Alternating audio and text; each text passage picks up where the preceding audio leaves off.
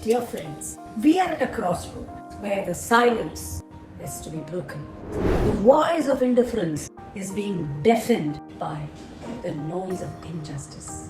Where are we heading? Are we all sleeping? Have you all? We are devoid of our emotions?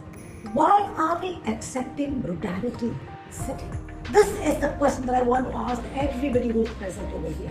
Is there something wrong with our bringing up of our children? Or is it something wrong with us? It's for you and I need to answer. That is why I'm bringing this video of mine as to what sort of a society are we going to bring in your future. I always ask this question to you, a question that will really shake you. Have you written your will? You have written a will of pollution. Pollution of the environment, pollution of the body, pollution of the spirit. What are we giving into our future? And why are you doing all this? Going after money and fame, name, everything for whom if the future is bleak? You may ask me a question, what is it that we can do, man? This is society. It is not about the society. How you are looking to yourself.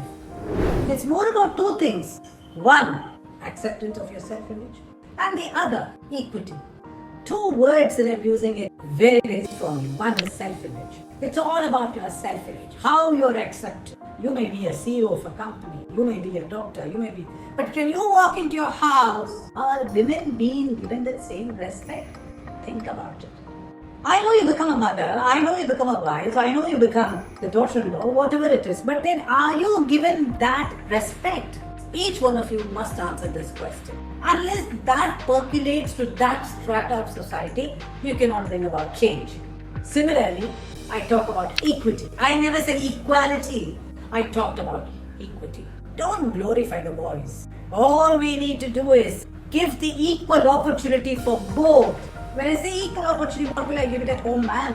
Yes, when he comes from the school and when you're going to be late, let your son put the cooker on. What's wrong in that? Your daughter might have to go to the bank. The husband might have to go to, maybe have to cook. But when this chemistry is understood, then there is the mutual respect that develops. Beautiful example of this couple whom I had invited home for dinner, along with their children, a daughter and a son, who were in their teens. So in the course of the conversation, I asked the children, who do you revere the most? The children said, we respect both our parents. Both of them gave the same answer. It is all in the upbringing of our children's mentality. You must be asking me, it's not so very easy to bring up the children of today. Am I right? Say, ma'am, it all looks very nice, your self-development and equity sounds very, very interesting, but how do we do that? It's only the tough people who will last forever in this world today. So bring up your children in the most toughest manner as possible. There are 4 things that I definitely want to give it to you. First one, teach them that the world is brutal. Life is not a bed of roses. It's more of thorns where they need to tread. So these are the situations that they need to face today. 2, hold them responsible for everything. 100% responsibility for the act that they do.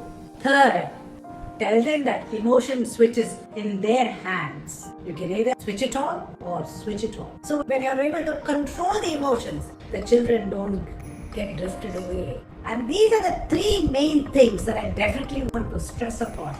Last but not the least, they must earn your trust. If they have these 4 things in its place, the world is a paradise for them.